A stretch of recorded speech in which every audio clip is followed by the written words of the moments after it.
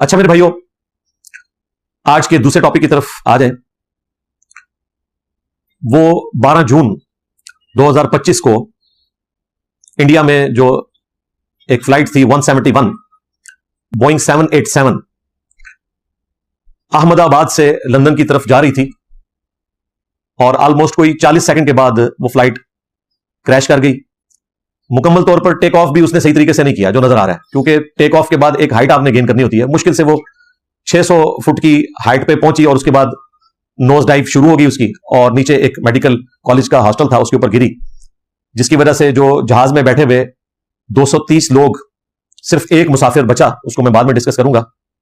230 में से 229 लोग लुक में अजल बने। 12 क्रू के मेंबर थे, वो सब के सब उसमें जां बहक हो गए। और नीचे जो मेडिकल कॉलेज का हॉस्टल जिसके ऊपर वो जहाज जाकर गिरा, वीडियो भी रिकॉर्ड है, काफी दर्दनाक मनाजिर है, उसमें भी कोई 33 के करीब लोग मारे गए और काफी सारे लोग जख्मी हैं और फिगर्स वो बढ़ते जा रहे हैं। ये इंडिया की एविएशन की हिस्ट्री के वर्स्ट तरीन जो डिजास्टर्स थे उनमें से एक एयर क्रैश था।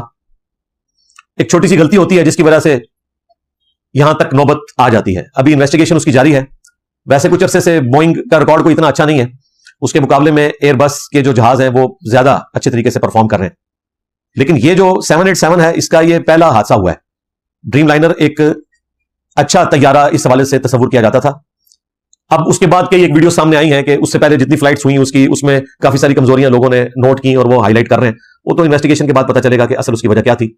लेकिन इसमें बहुत बड़ी इबरत है। पूरी दुनिया के अंदर आप देखते हैं कि रोजाना हजारों एक्सीडेंट्स होते हैं, वो इतनी बड़ी खबर नहीं बनते, लेकिन एयर क्रैश बहुत बड़ी खबर इसलिए बनता है कि बल्क में इतने ज्यादा लोग इकट्ठे मारे जाते हैं। किसी जगह पर कोई रोड एक्सीडेंट होगा, 5 लोग, 10 लोग, ज्यादा ज्यादा 15-20 लोग मारे जाते हैं। इसी तरीके से मोटर बाइक के एक्सीडेंट के ऊपर 2 या 3 लोग मारे जाएंगे। ट्रेन एक्सीडेंट भी होगा तो कम लोग ही मरते हैं, ज्यादा ट्रेन के डब्बे काफी मजबूत होते हैं। लेकिन एयर क्रैश अगर हो जाए तो सारे के सारे मारे जाते हैं। फिर दुनिया में सबसे महफूज तरीन सफर भी एविएशन का ही समझा जाता है, और यह हकीकत बात है। इसको अगर आप कंपेयर करवाएं ट्रेन के सफर के साथ, बसों के सफर के साथ, मोटर बाइक्स के साथ, तो कोई रेशो प्रोपोर्शन ही नहीं बनती।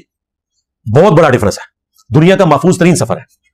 इसीलिए कभी कभार कोई एयर क्रैश रिपोर्ट होता है। आपको पता है रोजाना 1 लाख के करीब जहाज फजा में उड़ते हैं।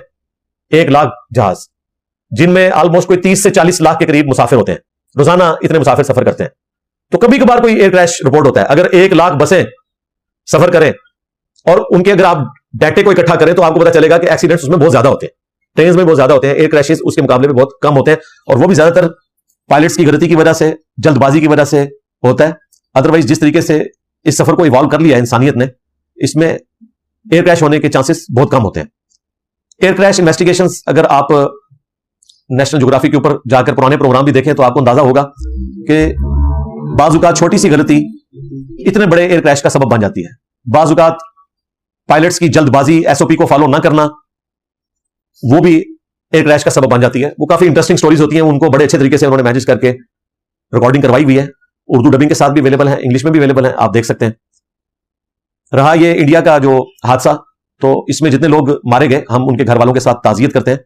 और हकीकत बात है कि दिली सदमा पहुंचा दुनिया में, जहां कहीं भी इंसान इस तरीके से मारे जाएं। और उनमें हर इंसान की अपनी अपनी स्टोरी है, पूरी पूरी स्टोरीज हैं लोगों की, खानदानों की एफर्ट्स हैं कि जिन्होंने बड़ी मुश्किल के साथ इंग्लैंड की नेशनलिटी हासिल की और फैमिली के साथ जा रहे थे तो वो उसमें मारे गए। कई लोग छुट्टियां गुजारने आए थे, वापसी पे जा रहे थे तो मारे गए। इस तरह एक तकलीफ दे चीज है, इसमें कोई शक नहीं है। और इस किस्म का वाकया जहां पर भी हो, इंसानियत का दर्द हर जिंदा दिल इंसान के पास होना चाहिए और होता है, और ताजियत करनी चाहिए। हम अपने प्लेटफॉर्म से जितने लोग इसमें मारे गए उनके घर वालों के साथ अपने दिली दुख का इजहार करते हैं, ताजियत करते हैं। अल्लाह ताला उनके लिए इस तकलीफ को झेलना आसान फरमाए, सब्र का मामला उनके लिए करे, इससे बेहतर नेमुल बदल उनको अता फरमाए। इन्ना लिल्लाहि व इन्ना इलैहि राजिऊन, अल्लाहुम्मा अज्जुरनी फी मुसीबती व अखलिफ ली खैरम मिनहा। अब आ जाए उस एक मुसाफिर की तरफ जो बचा इसमें।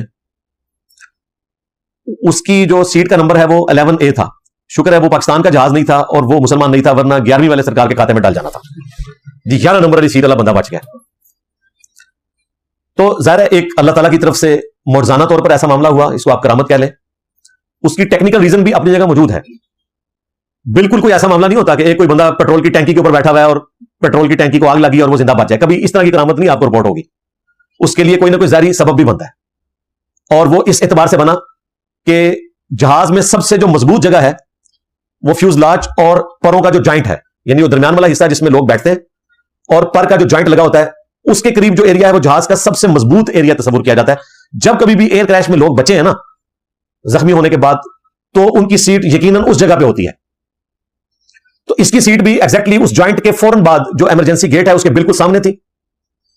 जब ये जहाज नीचे गिरा तो उसका राइट वाला हिस्सा मेडिकल कॉलेज के हॉस्टल के साथ जाकर टकराया, और फ्यूल इसमें फुल था क्योंकि इसने कई हजार किलोमीटर का सफर करना था, और ये हाईली इनफ्लेमेबल फ्यूल इसके अंदर होता है, फौरन उसे आग लग जाती है। अगर कुछ लोग जिंदा भी हों तो उस फ्यूल के जलने से लोग मर जाते हैं, और लोग कोयला बन गया। आपने वीडियोस भी देखी होंगी, जरा यूट्यूब तो इस तरह की वीडियोस अपलोड नहीं करने देता, लेकिन सोशल मीडिया पे बाकी प्लेटफॉर्म्स के ऊपर व्हाट्सएप के जरिए वीडियोस पहुंच जाती हैं। तो हॉस्टल के साथ जो हिस्सा उसका टकराया वो तो इंपैक्ट ही बड़ा सख्त था। उसकी वजह से हॉस्टल में जो लोग थे 33 के करीब, वो लोग भी मारे गए। कुछ लोगों ने बिल्डिंग से छलांग लगाकर, चंद सेकंड्स की गेम थी, जान बचा ली, और जब आग लगी फिर तो जाहिर है जितने लोग थे वो जल गए। और जो हिस्सा उसके लेफ्ट वाला था वो कट कर नीचे गिरा, और कुछ इंपैक्ट जाहिर है उधर बर्दाश्त हो गया ना उसका। हॉस्टल की बिल्डिंग से जब वो टकराया तो काफी सारा इंपैक्ट बर्दाश्त कर लिया। अगर आपने सीट बेल्ट बांधी हुई है और आप मजबूत जगह पे बैठे हुए हैं तो धचका तो जरूर लगेगा, लेकिन पहला स्टेप वहां पे तय हो गया। और दूसरा स्टेप वो वहां से कट के नीचे गिरा तो वो इतनी ज्यादा हाइट नहीं थी, तो एक बंदा जो उस मजबूत वाले पोर्शन की सीट नंबर 11A पे बैठा हुआ था और साथ ही इमरजेंसी का गेट था, जैसे ही वो नीचे गिरा तो उसे थोड़ी बहुत नो हाउ थी। अगरचे वो इंडियन था लेकिन वो यूके नजात था, वहां का रहने वाला था। वो कहता है मैंने देखा कि जो मेरे फौरन साथ इमरजेंसी गेट है वो इंपैक्ट की वजह से खुल गया है, तो मैं फौरन उसमें से भागा। और कहता है चंद सेकंड्स की गेम थी, जैसे ही मैं भागा हूं तो फ्यूल वहां पे भी पहुंचा और वो भी सारी आग लगी। मेरा भाई भी साथ बैठा था, वो भी जल गया। अगर वो भी टाइमली ना उठता तो उसने भी मारा जाना था। और आपने वीडियो में देखा वो चलता हुआ आ रहा है, उसे जख्म भी बड़े मामूली से आए हैं। इंडियन प्राइम मिनिस्टर जो है वो हॉस्पिटल में उसे देखने के लिए भी गए थे, फिर उन्होंने फोटो सेशन भी करवाया वहां पे, वो आपने देखा। तो इसकी टेक्निकल रीजन यही थी कि वो एक मजबूत जगह पे बैठा था, सीट बेल्ट बांधी हुई थी, टाइमली वो निकल गया, और इमरजेंसी गेट वहां पे था, उसे ये पता भी था कि यहां से मैं निकल सकता हूं, और वो गेट बाई चांस उसमें खुला भी हुआ था। ये सारी चीजें फेवरेबल हुई, उसकी जान बच गई। अल्लाह ताला ने उसकी जिंदगी लिखी भी थी, लेकिन हालात वाकयात को फेवरेबल उसकी हक में किया। तो ये करामत वाला मामला आप कह लें या कोई मुर्जाना जान बचाने वाला मामला कह लें, वो अल्लाह ताला ने उसके लिए मैनेज कर लिया और वो बच गया। इसकी वजह से उसकी कोई बुजुर्गी साबित नहीं हो जाएगी। कल को वो ये क्लेम करना शुरू कर दे कि फलां देवी का लॉकेट मैंने गले में लटकाया था इसलिए मैं बच गया। जरा पाकिस्तानी होते तो उन्होंने यही कहना था कि फलां पीर साहब का तावीज लटका हुआ था, नक्शे नालैन मैंने जेब में रखा हुआ था। इस किस्म की लोग बातें करना शुरू कर देते हैं, तो इसलिए मैं बच गया। भाई अल्लाह ने बचा लिया, हालात वाकयात उसके लिए फेवरेबल किए।